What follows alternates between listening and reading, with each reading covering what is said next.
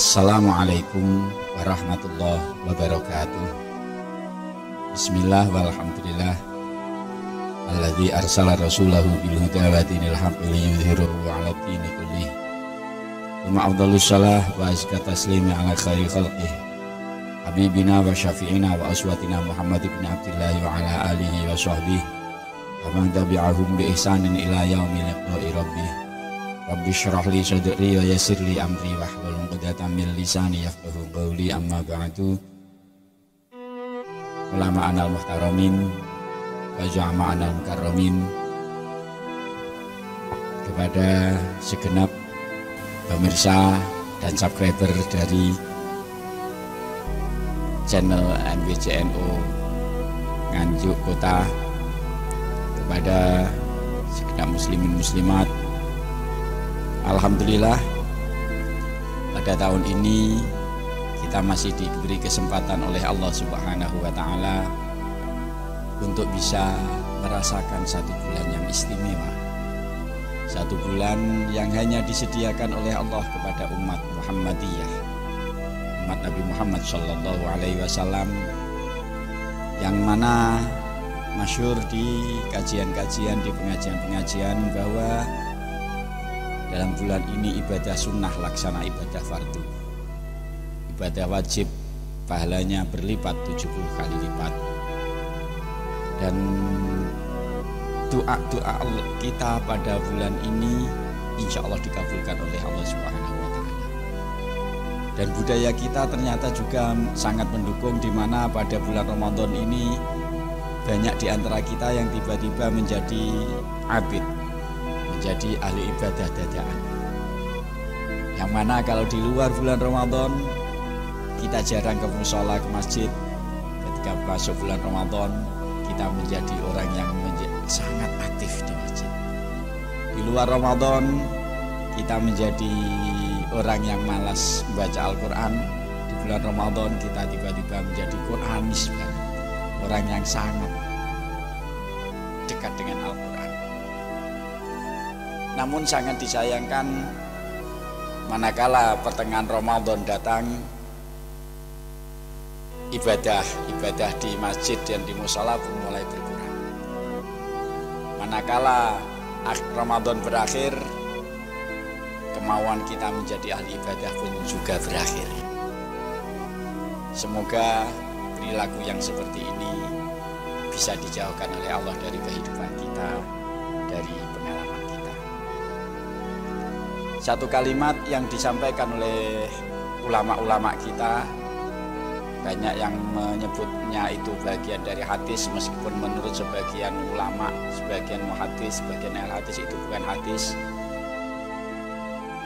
Kalimat itu ditakhrij oleh Imam Tabrani dari sahabat Abi Hurairah. Kalimatnya sumu tashihu wasafiru tagnam, berpuasalah kalian maka kalian akan menjadi sehat, dan bepergianlah kalian maka kalian akan mendapatkan apa yang ingin kalian cari. Terlepas dari polemik di kalangan ulama bahwa itu hadis atau bukan hadis, tapi secara maknawi kalimat ini sangat benar. Kesehatan kita pada umumnya selain dari faktor hati, faktor qalbu kita, faktor sukunul hati, suku sakanatul qalbi, ketenangan hati kita.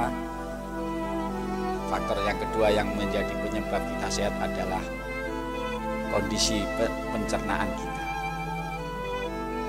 Kalangan terapis menyampaikan bahwa kesehatan berangkat dari kesehatan pencernaan. Maka tidak heran Rasulullah sangat menjaga pola makan dan sangat menganjurkan untuk menjaga pola makan. Ulama menyebutkan bahwa fa'arun suma'aru syaqa'ul mar'i min ajli ta'ami, sungguh sebuah aib. Ya, sebuah aib. Ya, sebuah aib itu sendiri. Artinya kalimat ini diulang 3 kali yang dari penegasan. Ada taukid lafzi di sini, ada penegasan kalimat bahwa sangat menjadi hal yang dicela. Syaqaul mar'i min ajli ta'ami. Celakanya manusia gara-gara makanan. Hari ini kalau kita melihat fenomena kehidupan orang-orang sekarang ini seperti ayam potong rasanya kalau kita perhatikan. Baru sakit sedikit mati. Sakit sedikit stroke. Sakit sedikit jatuh. Ini tidak lepas dari pola makan kita yang cenderung berlebihan. Bagaimana kalau kita berharap untuk bisa sehat? Uang makanan yang kita masukkan ke perut kita, pengawetnya, ada penguat rasanya, ada pewarnanya. Setiap saat itu menjejali perut kita, sehingga memaksa lambung kita bekerja ekstra, bahkan menyebabkan sel-sel di lambung kita rusak satu demi satu. Maka tidak heran ketika Rasulullah kemudian memberikan contoh bahwa beliau sangat menjaga pola makan beliau, yang diantaranya sampai beliau mengganjal perutnya dengan batu. Ini gambaran bahwa menjaga pola makan itu sangat penting. Masyhur di telinga kita disampaikan bahwa Rasulullah menggunakan kalimat nahnu qaumun la naqulu hatta naju'. Kita ini adalah kaum yang tidak makan sampai kita ini merasa lapar. Dan kalau makan belum sampai kenyang sudah berhenti dari makan. Ini sebenarnya sebuah pelajaran dan pembelajaran kepada kita untuk membiasakan menjaga pola makan. Dan satu hal, ini bicara kita di dataran hikmah.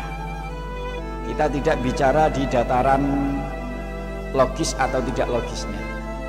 Kita tidak bicara di dataran ilmiah menurut kedokteran. Saya belum pernah menguji karena saya tidak punya kompetensi di situ. Namun ada satu hikmah yang perlu kita ambil dengan keberadaan bulan Ramadan ini. Kita diperintahkan puasa, yang mana di dalam puasa itu pola makan yang dicontohkan oleh Rasulullah adalah 2 kali makan, yaitu berbuka puasa dan makan sahur. Tasahharu fa inna fis sahuri barakah. Makan sahurlah karena dalam sahur itu terdapat keberkahan. Melihat ini, saya mencoba membuat sebuah pelajaran bahwa pada prinsipnya melihat contoh ini dan kita diperintahkan berpuasa 1 bulan utuh ini, mungkin, wallahu alam saya tidak bisa memastikan, mungkin yang paling ideal bagi perut kita adalah makan dalam sehari itu 2 kali. Dan sebenarnya kita kuat, hanya karena kalah dengan kultur, kalah dengan budaya saja, kemudian kita menjadi orang yang tidak bisa makan sehari 2 kali. Nyatanya dalam 1 bulan utuh, dalam 1 bulan Ramadan kita makan sehari 2 kali, ya enjoy saja. Semua aktivitas juga berjalan dengan apa adanya, tidak ada yang terkendala. Tapi entah kenapa ketika selesai Ramadan kita menjadi orang yang seakan tidak bisa bertahan hidup ketika makan hanya sehari 2 kali saja. Dan satu hal, ma'asyiral ikhwan, perut kita, tubuh kita, dan hati kita itu sebenarnya tergantung kebiasaan. Ini bisa kita buktikan. Panjenengan yang biasanya di WC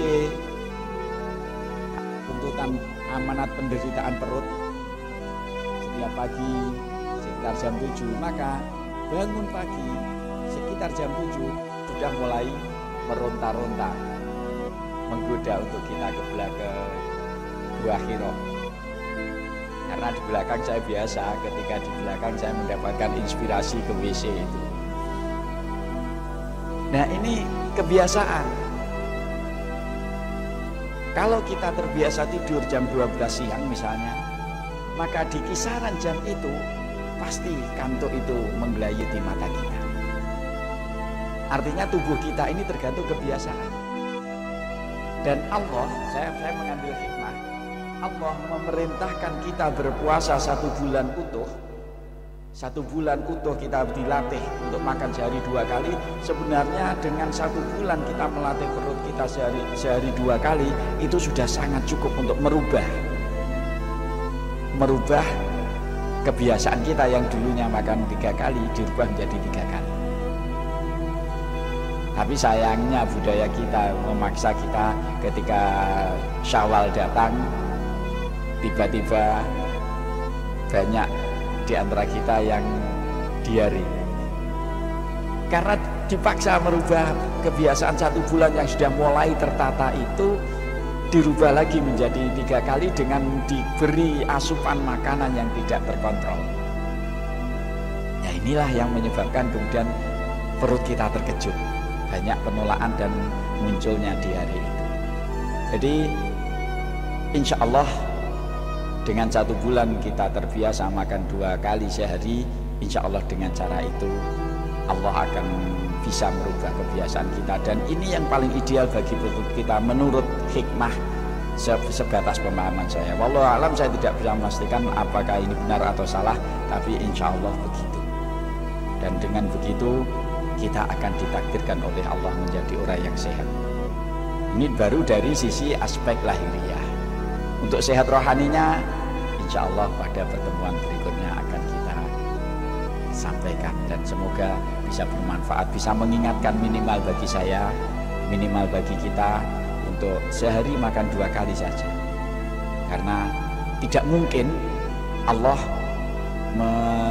lewat Rasulullah Sallallahu Alaihi Wasallam wa ala alihi washabbihi memerintahkan kita makan sehari 2 kali tanpa hikmah. Pasti itu ada hikmahnya.